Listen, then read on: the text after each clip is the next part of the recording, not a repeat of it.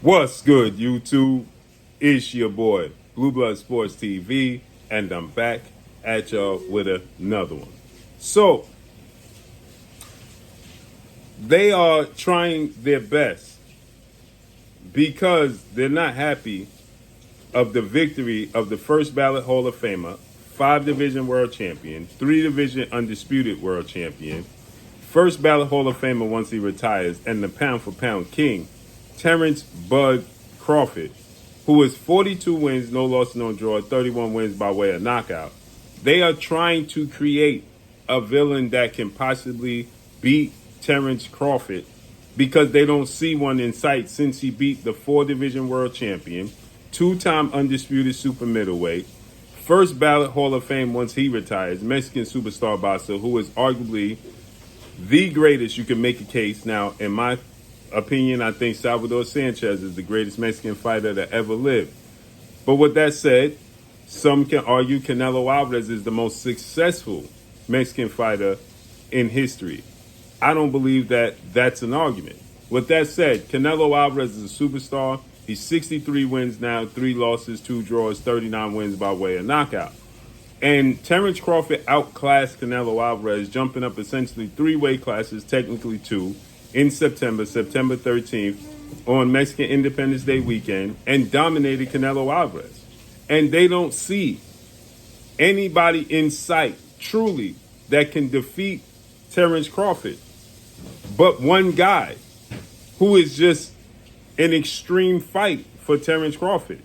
And that's the Mexican Ecuadorian monster, David Benavidez, the undefeated 2 division world champion, former WBC 2-time super middleweight, and reigning WBC light heavyweight world champion, David, the Mexican monster, Ecuadorian monster, Benavidez, who is 30 wins, no loss, no draw, 24 wins by way of knockout. He has a fight coming up tonight as David Benavidez is going to face off against hard-hitting British superstar title contender Anthony Yarde. With that said, David Benavidez is very vocal. He holds his counterparts accountable, right? He wants the best to fight the best. No ifs, ands, or buts about it. With that said, David Benavidez was asked what does he want to see next from Terence Bud Crawford after Terence Crawford defeated Canelo Alvarez. And he says he don't really see a challenge outside of Terence Crawford dropping down to 154, back to junior middleweight. Now remember, he fought Canelo at 168. For Terence Crawford to drop back down to 154, he had one fight at 154, Israel Majamov, last August, and he won that fight. That made him a 4 division champion at the time, okay? So with that said, now Canelo Alvarez is reportedly activating the rematch clause, okay, with him and Terence Bud Crawford. He's activating the rematch clause. Y'all heard my grandson, right? He made his debut here. So with that said, David Benavidez says the challenge is at 154. Virgil Ortiz, Jerron Boots Ennis, or Jamel Charlo.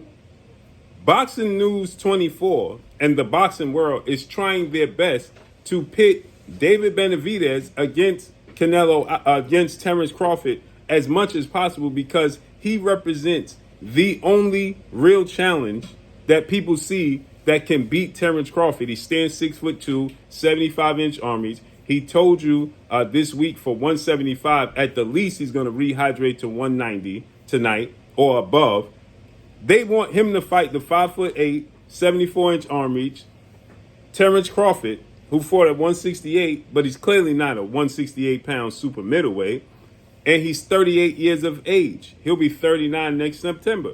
So they made up a story saying that David Benavidez told Terence Crawford to drop down to 154, fight Virgil Ortiz or Jerron Boots Ennis, I dare you, and stop acting like you belong on Mount Rushmore of greatest fighters in boxing history. If you're going to act like you're on Mount Rushmore of greatest fighters in boxing history, then prove so by fighting Jerron Ennis and or Virgil Ortiz. And that's not what David Benavidez stated. He just simply said he would like to see Terence Crawford drop down to 54, and he said that he emphasized more so of Terence Crawford fighting Jermell Charlo, who is the 3-time junior middleweight world champion, former undisputed junior middleweight, who'd never been dethroned at 154. That's what he stated. And he said, or Jaron Ennis or Virgil Ortiz. But the reality is, the only disadvantage Terence Crawford will have in that fight would be him cutting the weight. Because nobody's going to favor Virgil Ortiz, Jaron Ennis, or Jermell Charlo to beat Terence Crawford. Not this version. So therefore, they're trying to pit and create a rivalry between Terence Crawford and David Benavidez that's simply not there. As soon as he beat Canelo Alvarez, everybody pushed for David Benavidez to be the fight. If he truly wants to prove that he's great and he belongs on Mount Rushmore, he'll fight David Benavidez. He already proved his greatness. He's a 5-division champion, 3-division undisputed champion. He's talking about going to 160 and possibly becoming undisputed there. That would make him a 6-division champion and a 4-division undisputed champion. But the names are not as big and glaring and flashy at 160. You got Janibek, Carlos Adames, and Erislan De Lara. And so they don't see any of those guys presenting a real threat to Terence Crawford. So they want him at as much of a disadvantage to possibly lose at this stage of his career as possible. Got to be David Benavidez, or they see a style matchup with Virgil Ortiz or Jaron Boots Ennis, right, as a style that could give him trouble. But the truth of the matter is this, and this is no slight to Virgil Ortiz or Jaron Boots Ennis, is that if Terence Crawford dropped down and beat either one of those guys, he's not going to get credit because, first of all, Virgil Ortiz has never even fought for a world title, and he's never been a world champion, obviously. Jaron Boots Ennis is a unified champion at 147, right? But he's done nothing in fighting big marquee names. So if he beat either one of those guys, he's not going to get any credit for fighting and beating them.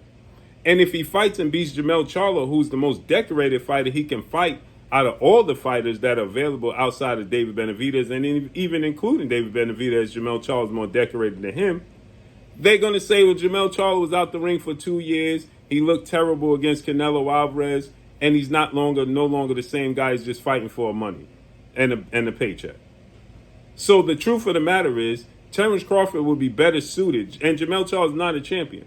Terence Crawford beats Jermell Charlo, they're just going to say he needs to fight Jaron Ennis. He fights Jaron Ennis and beats Jaron Ennis, they're just going to say he needs to fight Virgil Ortiz or Jermell Charlo. He accomplishes absolutely nothing by fighting and beating any one of those guys. But he'll go down in history, regardless of what you think. You can't take it away. You can try to discredit his victories over Jaron Ennis, Jermell Charlo, and Virgil Ortiz. But if he becomes a 6th-division champion, going to 160 and being undisputed in 4 separate weight classes, that can't be disputed, period. And to try to create a narrative and a enemy and a rival between Terence Crawford and David Benavidez is ridiculous. David Benavidez is 27 years old fighting at 175, and he did not say, stop acting like you belong on Mount Rushmore and fight those guys. He didn't say that at all. He just said simply he would like to see him fight those guys, if anything. But that's all I got for y'all. Follow me on Instagram at Blue Blood Sports TV, or one word. It's your boy Blue signing off. I'm gone. Peace.